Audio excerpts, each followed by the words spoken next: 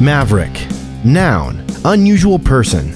A visionary, leader, go-getter, an independent thinker. They see the vision for their life and pull that future towards them with an unyielding belief that things can and must be better. They achieve what most won't. Innovative, influential, daring, and direct, with a remarkably high tolerance for taking calculated risk. A foe to the status quo. This is Passive Real Estate Investing with Mavericks.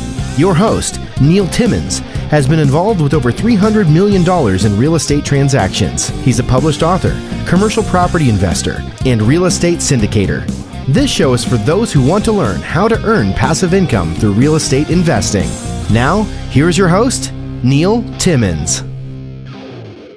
It's Financial Freedom Friday, and on this episode of Passive Real Estate Investing with Mavericks podcast, we are going to help you answer this question: what is my risk profile? Hey Mavericks, this is Ava Baukamp, and this episode of Passive Real Estate Investing with Mavericks is brought to you by Legacy Impact Investors.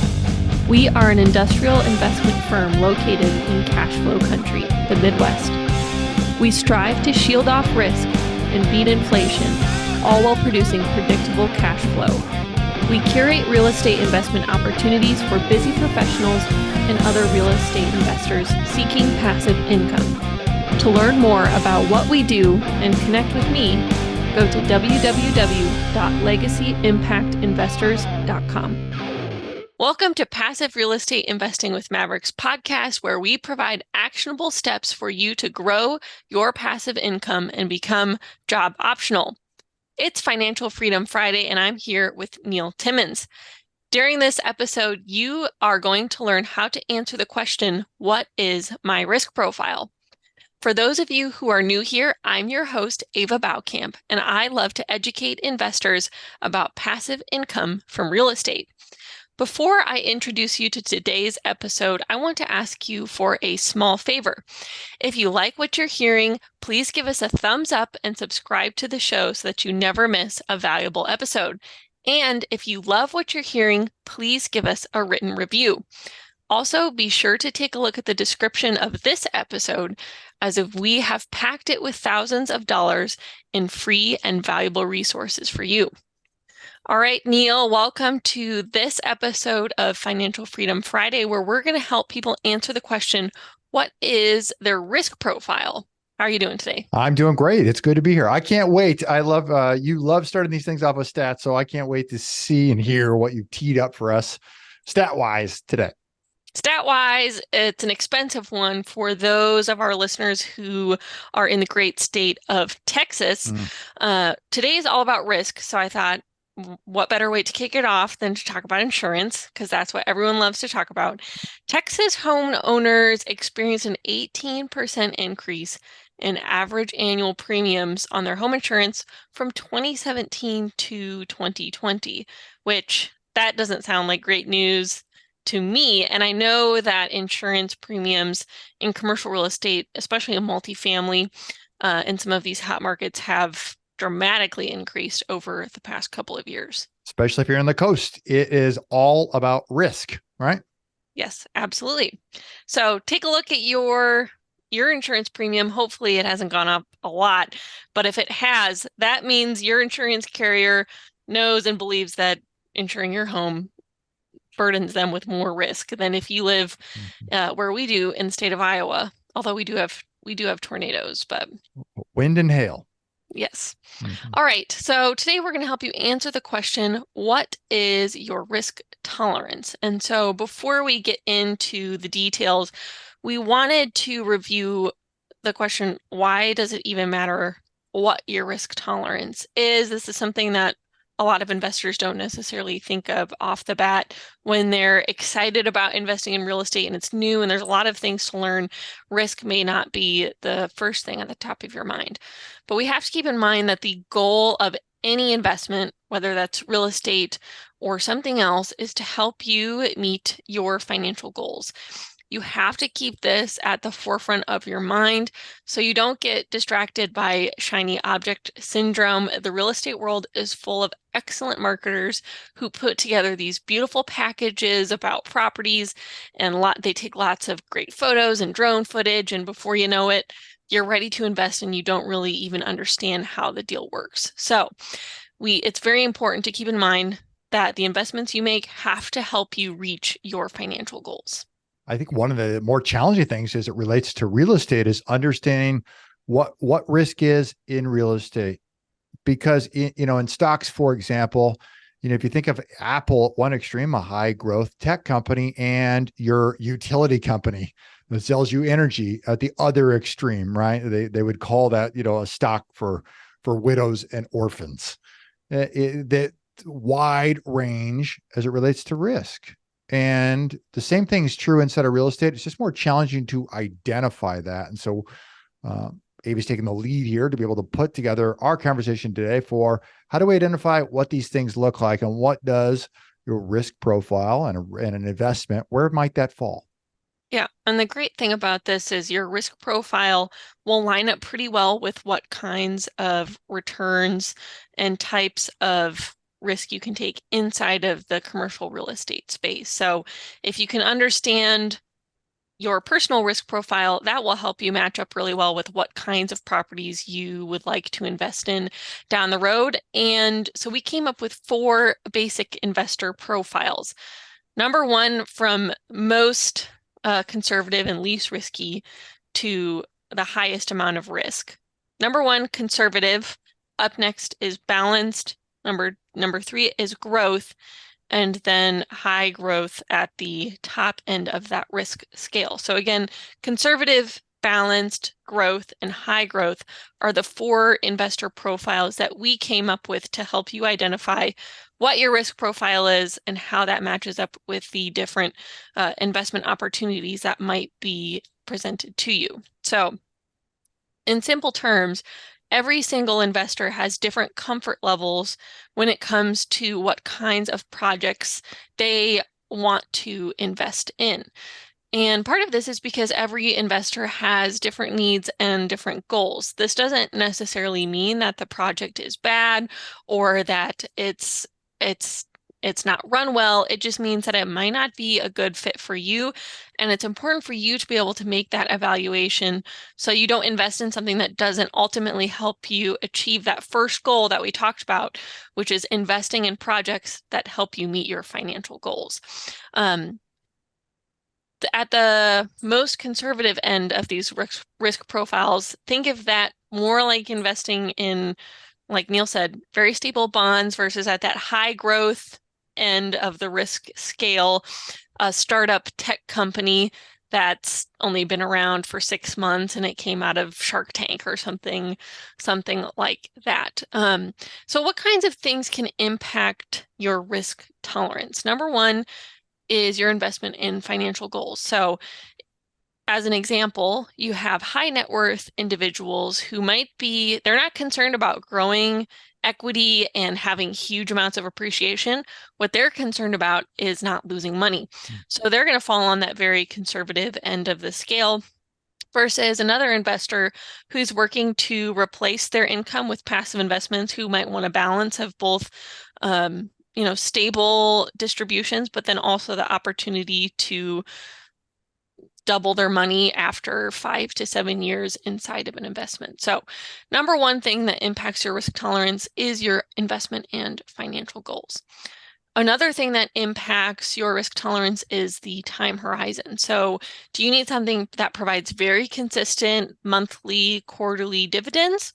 Or are you looking to have a larger bulk of your returns come from the end of that investment at a refinance or a sale, 4 or 5 years down the line?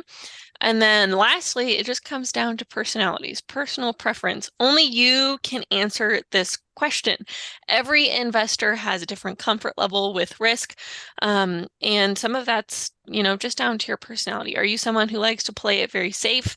You're by the book. You want something that there's not a lot of wiggle room involved versus someone who has a higher tolerance for risk. Maybe they're a more entrepreneurial type personality, and they're going to be more comfortable investing in something that maybe has a development component or a repositioning component where they might not earn distributions for a handful of years, but they know that at the end of that investment, there's a chance that they could have a high return, but that investment might turn out in a very different light than they had originally anticipated. I think it'd be helpful if we put some projects on the table. What does it actually look like when we say conservative balanced growth, high growth? What does it actually mean from a real estate perspective standpoint? Yep, definitely. So, like I mentioned at the beginning of this episode, your risk profile as an investor lines up pretty well with 4 classifications of commercial real estate risk. So at the very conservative end of the scale, we have core. These are properties that are most similar to bonds in terms of their stability and lack of volatility. They are great properties in great locations. If they're not brand new, they are on the newer end, extremely well cared for. And this is a good fit for someone who, like that high net worth individual who is trying not to lose money. They want to minimize their risk as much as possible, and they are looking primarily for wealth protection. This is, like I mentioned, desirable for someone who wants the least amount of risk, base returns. They're not looking for any sort of crazy return profile here. Their number one concern is stability and not losing money. You'll oftentimes find REITs and I think 401ks, retirement funds, those types of entities investing in this type of product. Oftentimes they're part of a fund that's rolled up in a retirement plan of some nature. An IPERS plan in some cases, a state retirement plan.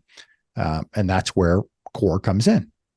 Yeah. The thing to know about core, though, is it's most out of reach for someone who's going out and wanting to buy properties if they don't have that kind of institutional backing. These properties usually take a lot of capital to purchase, which is why for someone who's got a smaller team to deploy, a smaller amount of money to deploy, that might not be the highest and best use of their time to try to go after something in that type of range.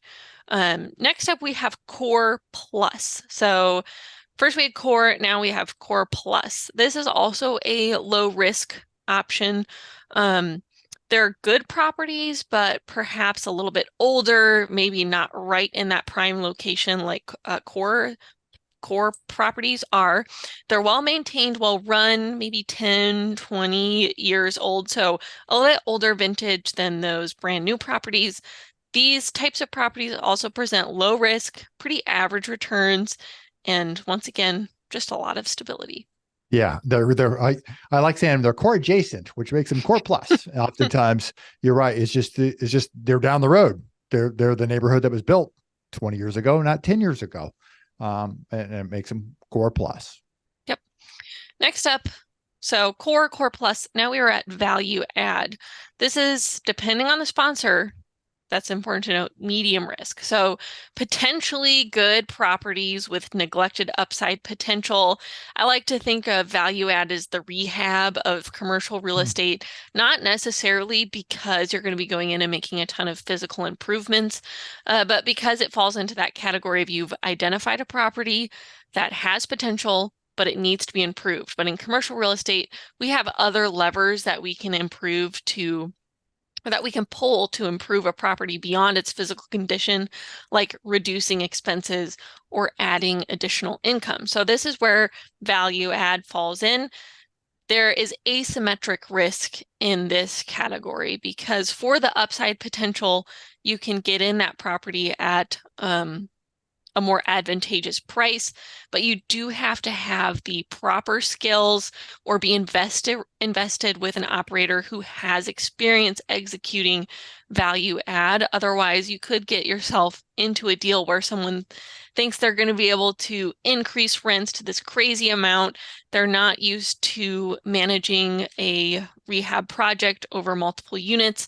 And that's where it's very important for you to evaluate if you're going to invest in in a value add project that you're investing with an operator who has experience executing these value add types of projects. So make sure you're looking for an experienced operator, and that will be a great pairing for you to take advantage as an investor of getting in at that lower purchase price and having both a balance of returns and then hopefully some really positive upside for you after a handful of years.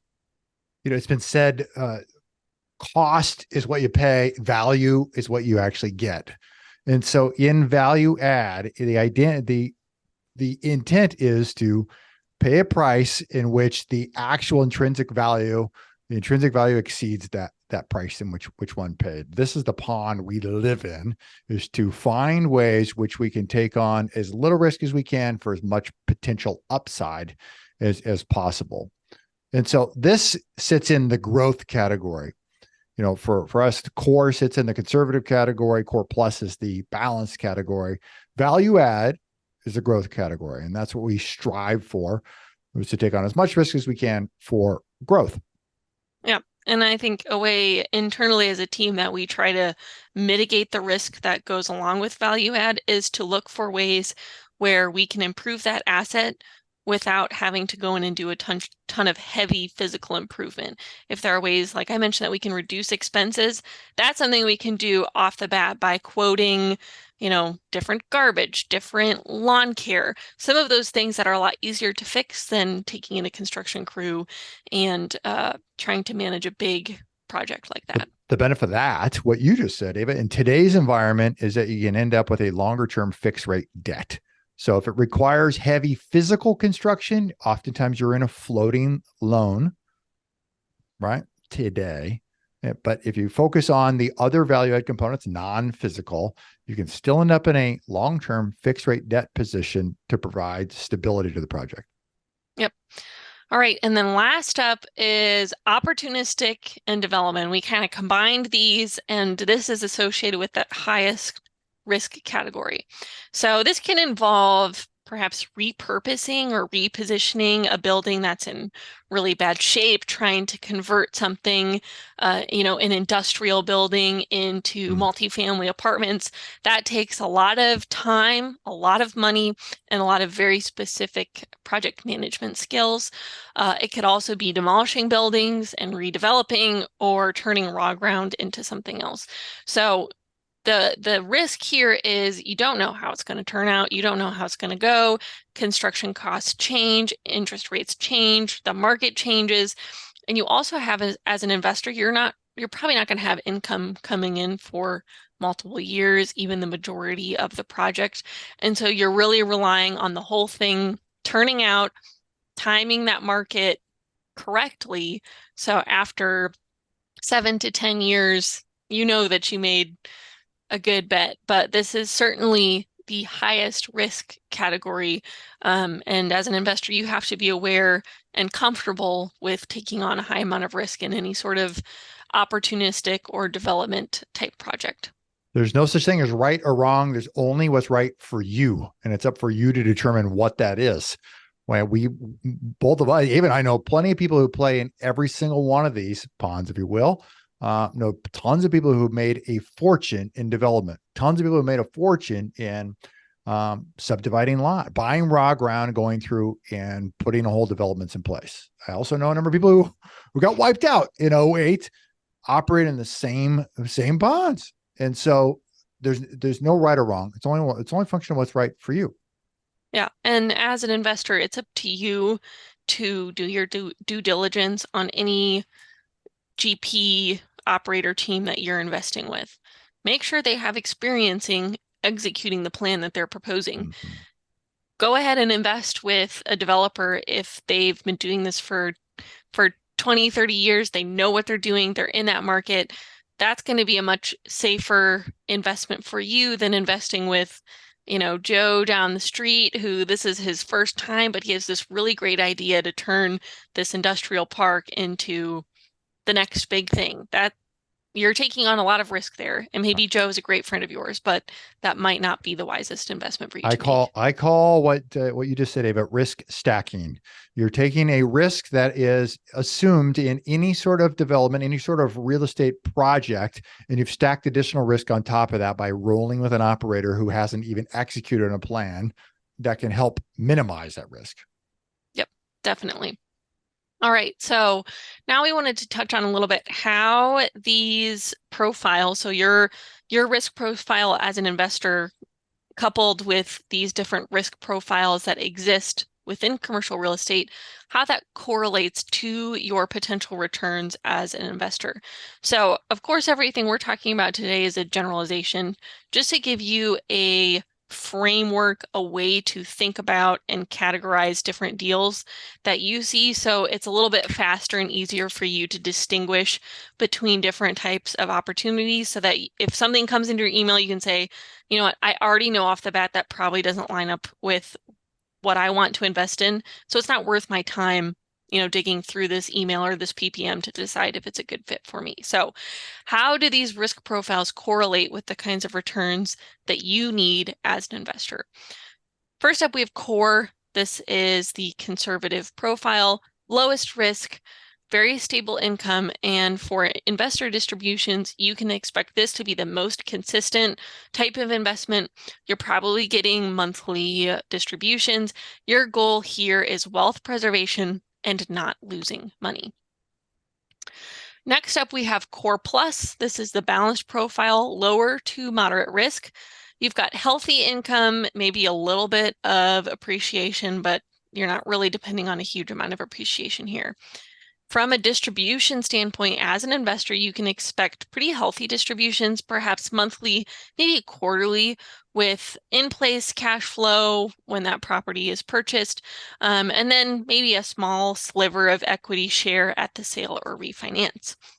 Next up, we have value add, and this is our growth profile. So moderate to a higher amount of risk, limited to healthier income as that project rolls on, usually because the operator is having to implement some sort of business plan, like reducing expenses, putting different property management in place, maybe even some physical improvements. And so cash flow will ramp up over time, usually in this kind of value add profile. And then you'll have a higher amount of equity appreciation at a sale or refinance. So you can see it as a balance of some cash flow and then a good chunk of equity appreciation at the end. So expect there might be, as an investor for distributions, there might not be distributions for this first 6 to 12 months as that business plan is being executed. Then you can anticipate probably quarterly distributions, and then the bulk of your return will come from a sale or a refinance once the whole project is complete after, 3 to 7 years. At the very top, we have opportunistic and development. This is that high growth profile, your highest amount of risk, little to no income, with pretty much all of your return coming if the whole project is executed correctly. So this is not the kind of project to invest in if you're looking for stable monthly cash flow. But if you've got extra income or extra money to move into something and you think this project may turn out great and I have a chance to maybe triple my initial investment, awesome. But again, you have to know as an investor to expect your distributions to come multiple years down the line when this project is sold or refinanced. It's been a great conversation. My biggest takeaways, Ava, are know thyself. You're going to want to understand your own risk profile and where your comfort level is. The benefit of that is multiple things, but one of them is your ability to articulate what it is that you're looking for. Because what you'll find is there are sponsors out there, no matter your risk profile, whatever that happens to be, who do what it is that you're seeking. And so once you're able to articulate that and know it, your ability to find people and end up in those circles, if you will, becomes a lot easier. And then what you'll see is in your inbox, once you hit the right circles, is opportunities that get presented to you that are right over home plate for what it is that you're seeking. Yeah, definitely. And that's a better use of your time. Ultimately, you don't want to be inundated with a bunch of opportunities, conversations with different operators and different teams for investments which ultimately aren't going to be a fit for the kind of risk that you want to take on, and they aren't going to help you meet your financial goals. So it is, my last thought here is, it's in your best interest to spend a little bit of time thinking about how to answer this question. What is my risk profile?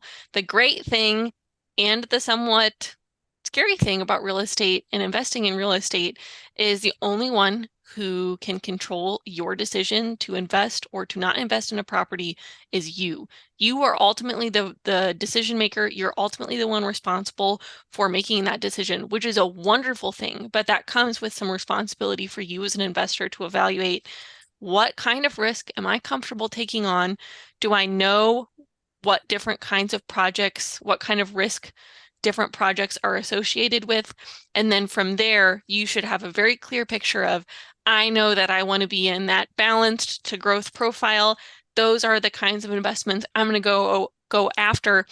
And that way you've saved yourself a lot of time, and you've also ultimately saved yourself a lot of money by investing in the right kinds of projects to help you meet your financial goals. To our listeners, pat yourself on the back. You guys have made it to the end of the show, and most people never finish what they start. If you receive value from today's show, be sure to share it on LinkedIn, your Facebook page, or your social media platform of choice. Subscribe to never miss a valuable episode in the future. And if you found value in today's episode, give us a thumbs up with a positive review. If there's a particular topic you'd like to hear about, well, I want to hear from you. Shoot me a message on LinkedIn. The link to my profile is below in the show notes. You can connect with me there for more valuable content.